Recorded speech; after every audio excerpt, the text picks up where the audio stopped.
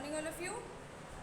We will continue with the civics chapter, parliamentary government, and we have done Raj Sabha, Lok Sabha, both we have completed, and we were having, now today we will have a look at the budget, the parliament at work. We were having a look at parliament at work.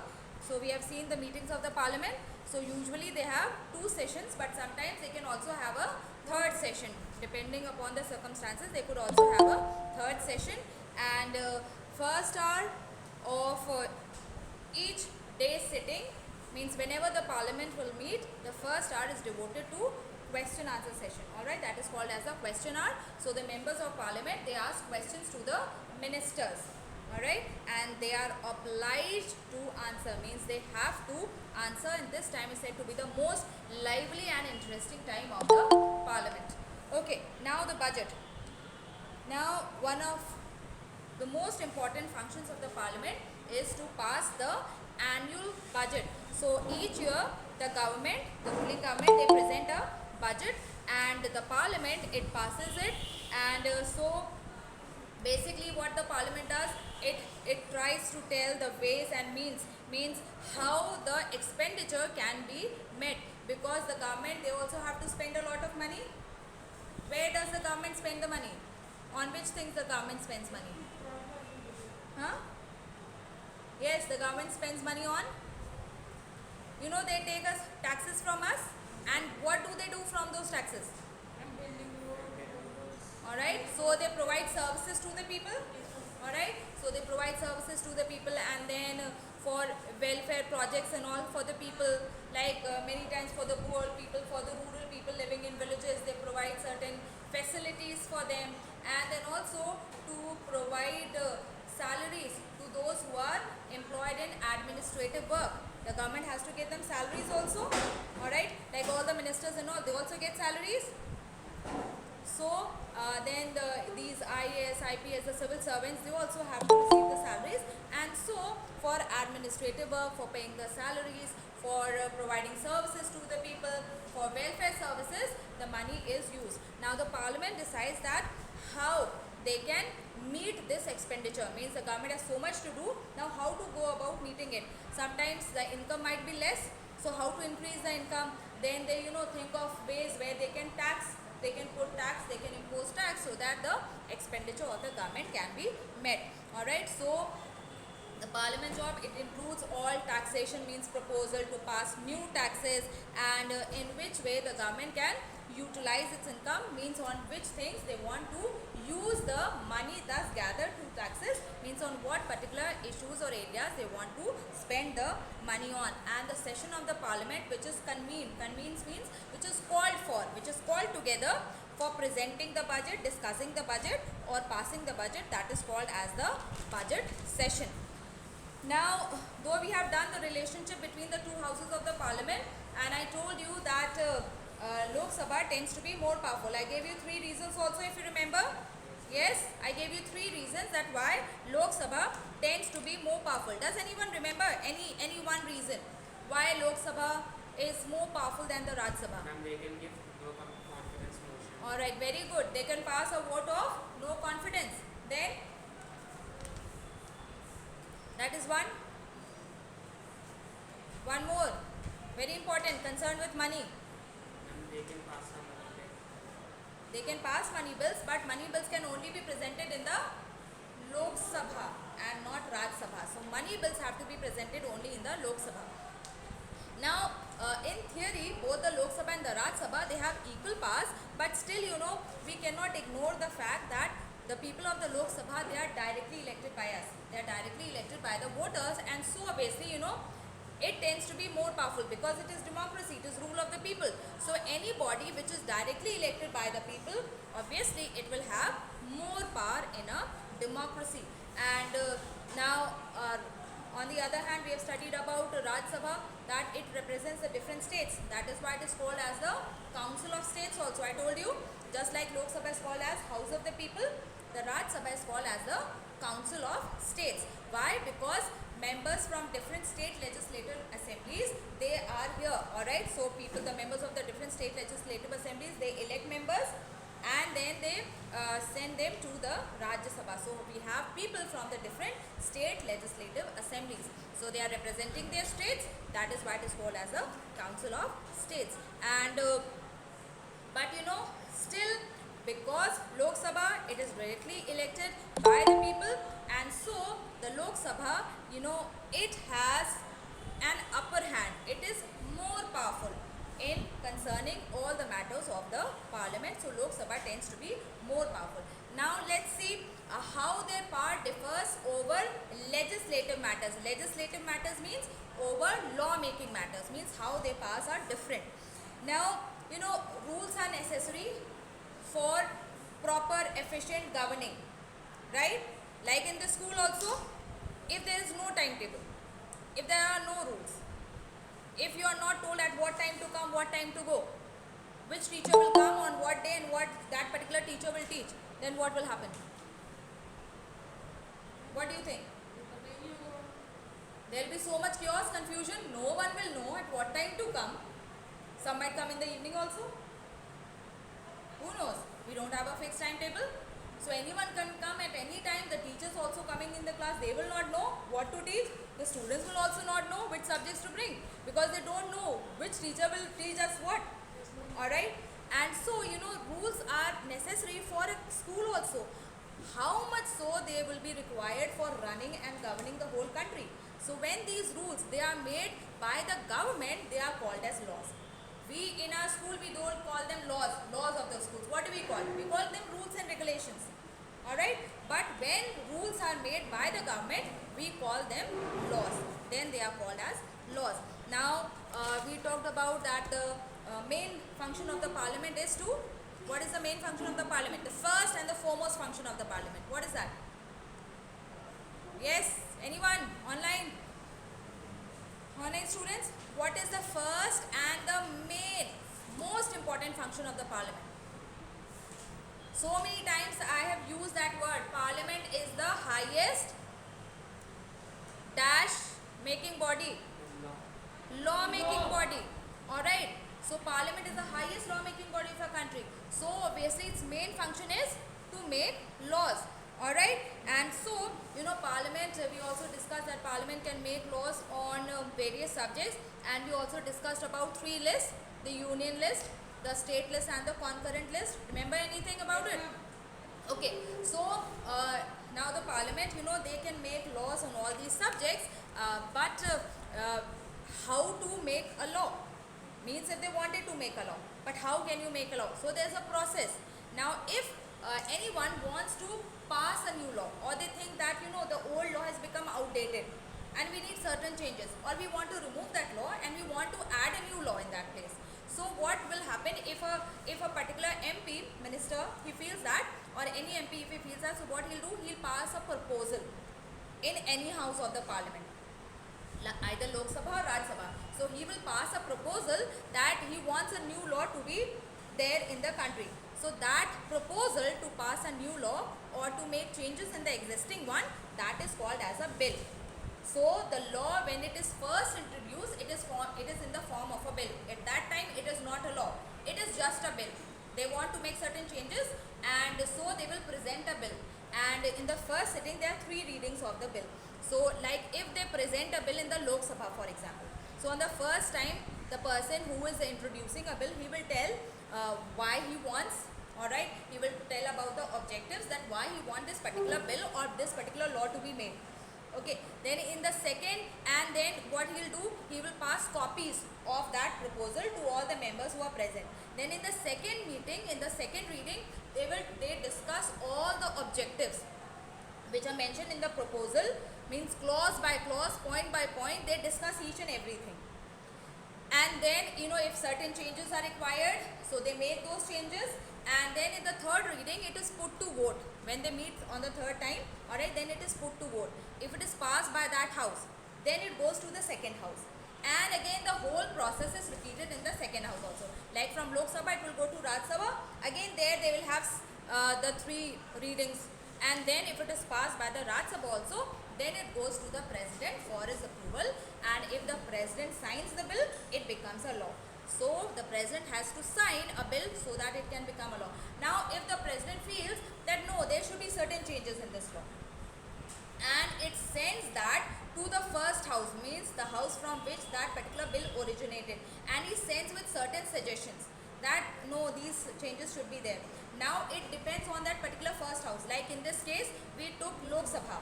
Alright, so like if they want to make changes, they will make changes, and again the whole process will be repeated.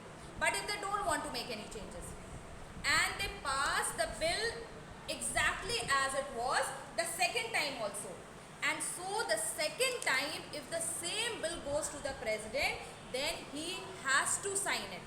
Means second time he cannot say no. Second time he has to sign it, and as soon as the president signs it, it becomes a law. And that is why we say that the president has nominal powers.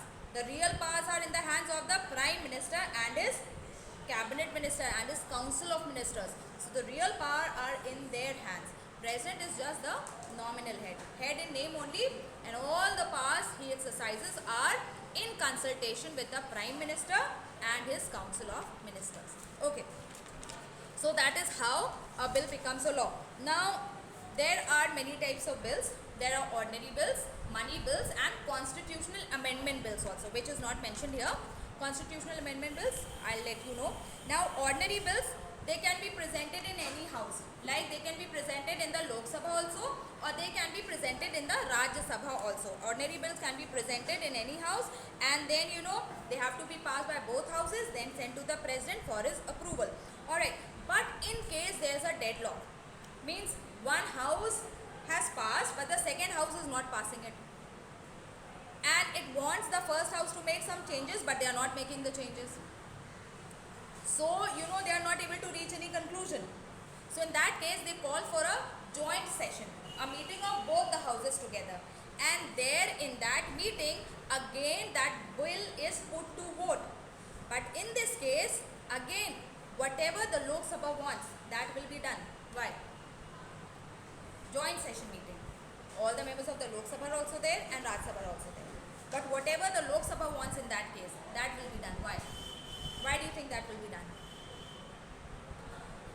How many members are in Lok Sabha?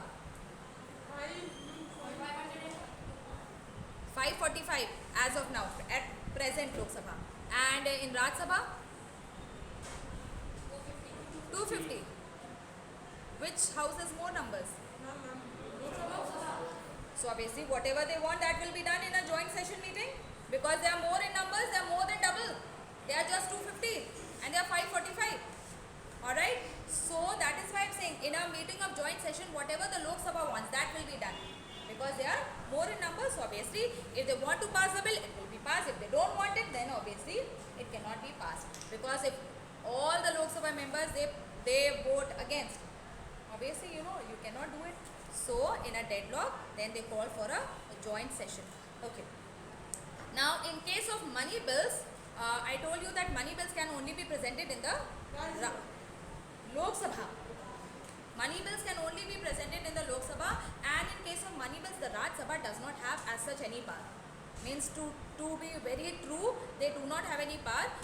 It has to be introduced in the Lok Sabha only. Lok Sabha, if it passes, then it goes to the Rajya Sabha.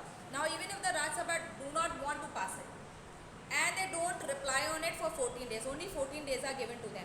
They have either to sign it, alright, and if 14 days pass without them signing or without them responding, then also after 14 days it is considered pass. So basically they don't have any power. If the Lok Sabha passes any money bill, it is considered pass only. They just have 14 days, they can sit on it, means they cannot reply, they can postpone it for 14 days, that's all. Otherwise the Rajya Sabha cannot do anything in case of money bills. Alright? Okay. Now this was the difference between the powers of the Lok Sabha and Rajya Sabha concerning law making. Now let's see how they powers differ over control over the executive. We say that the executive is answerable to the legislature. At the center, what is legislature? Law-making body. It is the parliament. Alright. And so we will see that how the powers of Lok Sabha and Rajya Sabha differ over this, because parliament consists of both the houses of the parliament. That means the ruling government is responsible to Lok Sabha and Rajya Sabha both. So we will see that how they pass differ in this matter. Now the Union Parliament, they control the Union government also, and we have seen that both the houses of the Parliament, they can ask questions to the ministers. So members of all members means members of Lok Sabha also and members of Raj Sabha, they are all called MPs, members of Parliament. So they all means members of both the houses, they can ask questions to the ministers. Alright, now but in reality the Lok Sabha, it has the real say in this matter also, because the Council of Ministers, it is mainly responsible to the Rajya Sabha first. Now we talked about the vote of no confidence. Now in case if the Rajya Sabha passes a bill of no confidence against the government, so in that case what happens, the Lok Sabha, the government, if Rajya Sabha passes a bill of no confidence, then the ruling government is not obliged, means it is not compulsory, mandatory for them that they have to resign. But if a vote of no confidence is passed in the Lok Sabha and the ruling government are not able to prove their majority, then what will happen? In that case, the Prime Minister and his whole council, they have to resign and fresh elections are conducted for a new government. So in that case, in controlling over the executive also, Lok Sabha, it tends to be more powerful. Alright. Now here concerning the different lists, we already talked about the three lists. Okay, we talked about the union list and the state list and the concurrent list. So we will have a look at some of the important subjects in these lists. Now union list consists of how many subjects? 97. State list? 166. 66. And concurrent list? 47. Alright, the subjects which are mentioned in the union list, who will make laws on this? And central The government. central government. And the state government. And the state list, obviously the state government. And the subjects which are mentioned in the concurrent list, who will make laws? And both. Both will make laws. Okay. Now some of the important subjects of the union list are mentioned here, like railways, national highways, shipping, airways, foreign affairs, army, air force, navy, post and telegraph, and so on. Then some important subjects of the state list are police, prisons, law courts. Means obviously we are talking about state list, so the courts which come under the state, that means the district level courts, not the high court and the supreme court, the district level courts. The topmost court in our country, the highest court in our country is Supreme Court. Alright, that is at the national level. Then at the state level we have the high courts. State level we have the high courts, and under the high courts we have the district level courts. Alright, under that also we have lower courts. So all that comes under the state, they will see the state.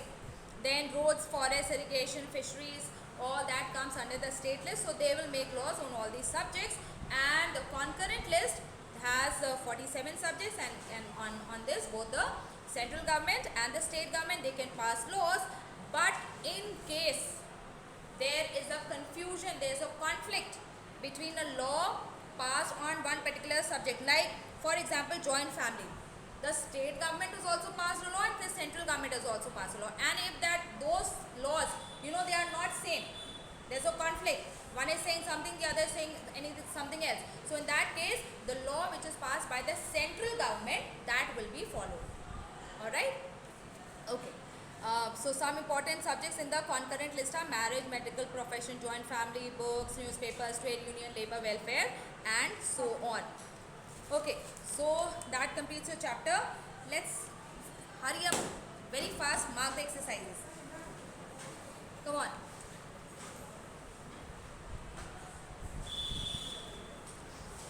Fill in the blanks. A person seeking election to the Raj Sabha should have acquired dash age 30 years.